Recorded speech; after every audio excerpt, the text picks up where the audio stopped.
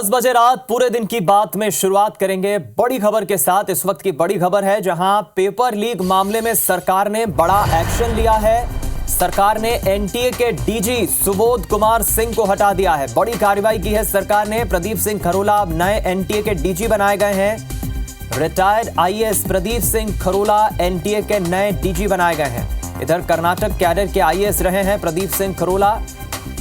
आपको बता दें, सरकार ने पेपर लीक मामले में लगातार जो शिकायतें मिल रही थी, सरकार की साख पर भी सवाल आ रहा था। ऐसे में बड़ा फैसला लिया और एनटीए के डीजी सुबोध कुमार सिंह को हटा दिया गया है। प्रदीप सिंह खरोला को अब ये नई जिम्मेदारी बतौर एनटीए के डीजी के तौर पर सरकार ने दी है।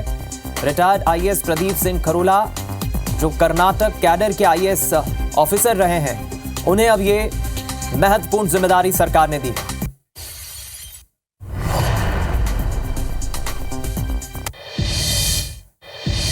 इधर सिवनी में गौवंश हत्याकांड मामले में पुलिस ने 4 आरोपियों को गिरफ्तार कर जुलूस निकाला। पुलिस उन्हें लखनादौन के मुख्य शहर बाजार से होते हुए न्यायालय परिसर लेकर पहुंची और आरोपियों को कोर्ट में पेश किया। वहीं मुख्यमंत्री मोहन यादव ने सोशल मीडिया साइट एक्स पर पोस्ट करते हुए लिखा कि सिवनी में हुए गौवंश हत्याकांड की उच्च स्तरीय जांच होगी। एडीजी सीआईडी पवन श्रीवास्तव और टीम घटनास्थल पहुंच रही है और आरोपियों को गिरफ्तार कर लिया गया है। 2 आरोपियों पर रासुका की कार्रवाई की गई है। घटना में संलिप्त प्रत्येक आरोपी के खिलाफ सख्त कार्रवाई की जा रही है। मध्य प्रदेश में गौमाता के खिलाफ कोई भी अपराध बर्दाश्त नहीं होगा। मुख्यमंत्री मोहन यादव ने सोशल साइट एक्स पर यह ट्वीट करते हुए जानकारी दी।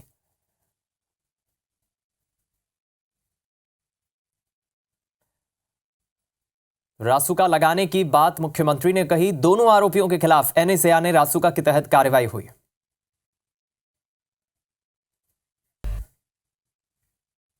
वहीं पत्थल गांव की किलकिला स्थित मांड नदी से रेत माफिया अवैध रेत का उत्खनन कर रहे हैं। रेत परिवहन करने वाले ट्रैक्टर ट्रॉलियों के कारण सड़क हादसों में बढ़ोतरी हो रही है। इसके अलावा रेत के दाम बढ़ने से मकान बनाने वालों की मुसीबतें बढ़ गई है। आपको बता दें, बारिश के सीजन को देखते हुए रेत माफियाओं ने रेत भंडारण शुरू किया है, क्योंकि बारिश के मौसम में रेत का उत्खनन बंद हो जाता है। 1 महीने पहले नदी से रेत के उत्खनन की शिकायत कलेक्टर से की गई थी। कलेक्टर ने कार्रवाई के निर्देश भी दिए थे, लेकिन प्रशासन रेत माफियाओं पर लगाम लगाने में नाकाम साबित हो रहा है।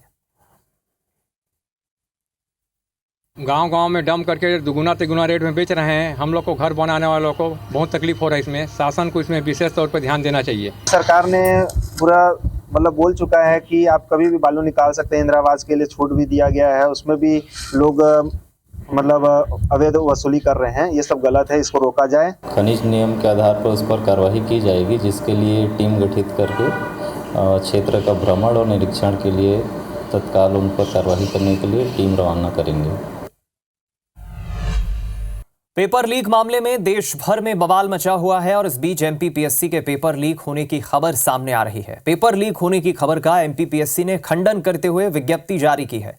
मामले में अधिकारियों का कहना है कि छात्रों को भ्रामक करने के लिए टेलीग्राम ग्रुप बनाया गया। आयोग ने कहा कि परीक्षा तय कार्यक्रम अनुसार होगी। वहीं एमपीपीएससी ने मामले में पुलिस से शिकायत की बात भी कही है। अभी कुछ चीज़ें आयोग के संज्ञान में आई हैं कि कहीं सोशल मीडिया पर इस तरह का कोई एक प्लेटफॉर्म पर ये इस तरह के पेपर के लीक होने की बात कही जा रही है। अभी तक हमारे पास में इसके अलावा कोई अधिकृत जानकारी नहीं है और आयोग इस विषय में गंभीरता से विचार कर रहा है। इधर देवास की बागली विधानसभा के उदयनगर में आदिवासी युवती के अपहरण के आरोपी के घर को पुलिस ने बुलडोजर चलाकर ढहा दिया। युवती के अपहरण के बाद ग्रामीण और हिंदूवादी संगठनों ने चक्का जाम कर आरोपी को पकड़ने के साथ ही युवती को बरामद करने की मांग की। हिंदू संगठनों के विरोध के बाद पुलिस और प्रशासन ने आरोपी के घर कार्रवाई करते हुए घर के अवैध हिस्से को ढहा दिया।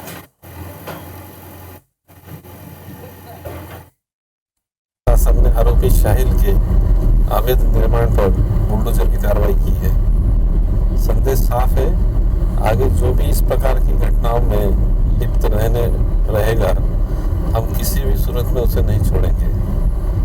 ये विषय जनता दरबार में मैंने पीड़ित परिवारों से भी कहा है कि अतिशीघ्र इन ऐसे लोगों के ऊपर त्वरित कार्रवाई की जाएगी।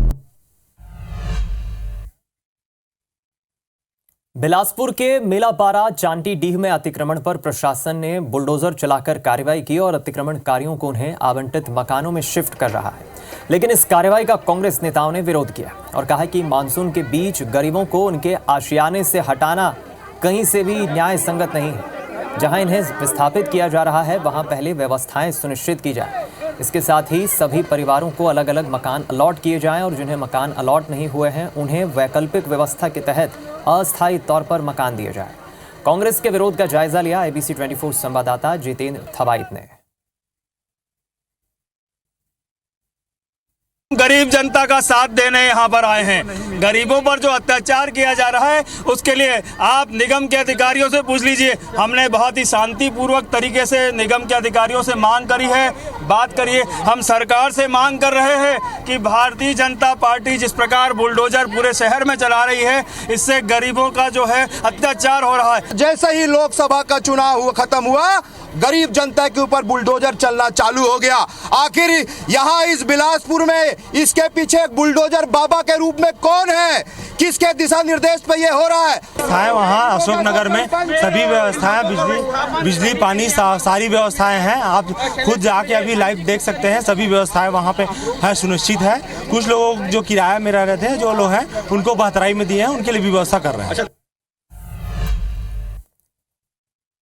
और इस बीच एक बड़ी खबर का रुख करेंगे। रायपुर से बड़ी खबर मिल रही है जहां IG अमरेश मिश्रा ने रायपुर के अधिकारियों की बैठक ली, जिले के अधिकारियों की बैठक ली। रात्रि गश्त में विजिबल पुलिसिंग करने के निर्देश दिए। चोरी लूट जैसी घटनाओं पर पूरी तरह से अंकुश लगाने के निर्देश दिए।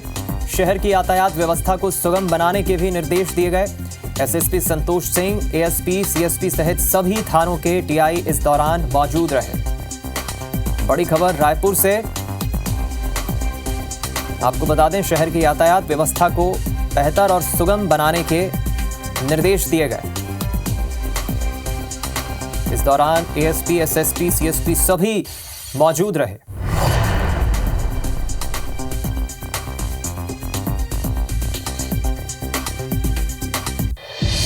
करेंगे इस वक्त की एक बड़ी खबर का। देश की राजधानी दिल्ली से यह बड़ी खबर मिल रही है जहां नीट PG की प्रवेश परीक्षा स्थगित करने का फैसला सरकार ने लिया है। आपको बता दें कल नीट PG की प्रवेश परीक्षा होने जा रही थी, लेकिन सरकार ने बड़ा फैसला लिया है। परीक्षा की नई तारीख का जल्द ही ऐलान होगा। बड़ी खबर आपको दिखा रहे हैं। देश की राजधानी दिल्ली से सरकार ने बड़ा फैसला लिया है। नीट PG की प्रवेश परीक्षा स्थगित करने का यह फैसला 2 दिन पहले ही धर्मेंद्र प्रधान ने प्रेस कॉन्फ्रेंस करते हुए साफ कहा था कि किसी भी कीमत पर दोषियों को बख्शा नहीं जाएगा और सरकार हर संभव कोशिश करेगी अपराधियों को पकड़ने की। स्टूडेंट्स की तरफ से जो मांग की जा रही थी, ऐसे में बड़ी खबर नीट PG एंट्रेंस एग्जाम स्थगित हो गई है। कल परीक्षा होने वाली थी। नई तारीख क्या होगी इसका ऐलान NBE की टीम जल्द ही करेगी।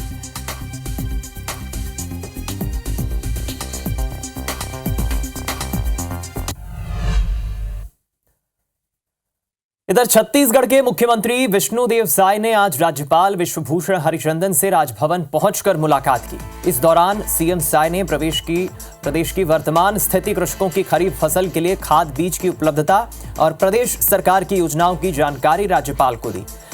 सूत्रों के मुताबिक इस मुलाकात के दौरान संसदीय कार्य मंत्री के दायित्व को लेकर भी बातचीत हुई। दरअसल बृजमोहन अग्रवाल के मंत्री पद से इस्तीफे के बाद से संसदीय कार्य मंत्री का पद रिक्त है। संवैधानिक कारणों से संविधान के मानसून सत्र से पहले यह दायित्व किसी और को दिया जा सकता है। दरअसल संसदीय कार्य मंत्री सरकार और विपक्ष के बीच की एक अहम कड़ी होती है, लेकिन मुख्यमंत्री सरकार का चेहरा होता है।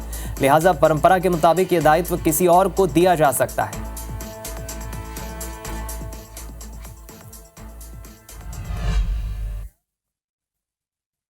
दिल्ली के भारत मंडपम में बजट पूर्व बैठक हुई, जिसमें केंद्रीय वित्त मंत्री निर्मला सीतारमण, केंद्रीय वित्त राज्य मंत्री पंकज चौधरी और छत्तीसगढ़ के वित्त मंत्री OP चौधरी के साथ दूसरे राज्यों के वित्त मंत्री भी शामिल हुए। इस बैठक में राज्य सरकार की ओर से चौधरी ने भारत की अर्थव्यवस्था की प्रगति और 2047 तक के विकसित भारत के लक्ष्य की दिशा में उठाए गए कदमों की सराहना की। मीटिंग में चौधरी ने नवा रायपुर के विकास के लिए बजट में पर्याप्त आर्थिक सहायता प्रदान करने की मांग की। चौधरी ने खनिज परिवहन के लिए रेल नेटवर्क के विस्तार को बढ़ाने का भी अनुरोध किया। साथ ही उन्होंने रायपुर एयरपोर्ट से अंतर्राष्ट्रीय उड़ान सेवाएं उपलब्ध कराने साथ ही खनन क्षेत्रों से सटे जिलों में विकास के लिए डीएमएफ यानी जिला खनिज निधि नियमों में बदलाव, राज्यों को पूंजीगत निवेश के लिए विशेष सहायता की राशि और पूर्व की तरह रखने की मांग की।